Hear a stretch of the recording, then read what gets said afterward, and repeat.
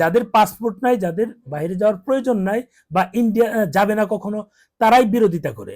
আর যাদের এই মানে ভারতে যাচ্ছে, সুবিধা নিচ্ছে, এসে আবার বদনাম করতে, এরকম 1-2-3% লোক, এরা নিমক হারাম। এরা সব সুবিধা নিবে, আবার বিরোধিতা করবে এবং দুই দেশের সম্পর্ক নষ্ট হয়ে যাবে সেটা চেষ্টা করবে।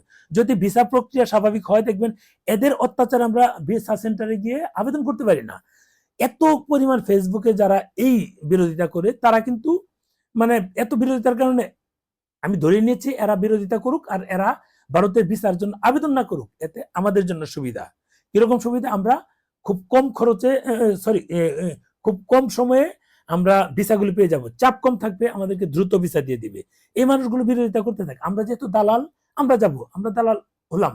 নচিকেতার একটা গান আছে যে তবু আমি বোকাই রবো, এটা আমার অ্যাম্বিশন, ওইরকম তবু আমি দালালি থাকবো। কারণ হচ্ছে ইউরোপ আমেরিকা যাওয়ার মতো টাকা আমার নাই, কারণ আমি মুসলিম, আমার ভিতরে ইমান আছে। আমি আমাদের ইসলামটাকে কলুষিত করার জন্য জন্ম নেই নাই। আমাদের ইসলামে যেটা বলা আছে, আমরা মুখে বলবো একটা, অন্তরে করবো আরেকটা, এটা ইসলাম বলে না। এই মানুষগুলো যারা নিমক হারাম, তারা মুখে বলে একটা, অন্তরে করে আরেকটা। আবার যাদের বিছানায়, ওদের কাজটা হচ্ছে এরকম, মানে বিদ্বেষমূলক প্রচারণা চালানো। দেখবেন এদের একটা লোকের জিজ্ঞেস করে দেখবেন যে তাদের পাসপোর্ট আছে কিনা, 99% লোকের পাসপোর্ট নাই।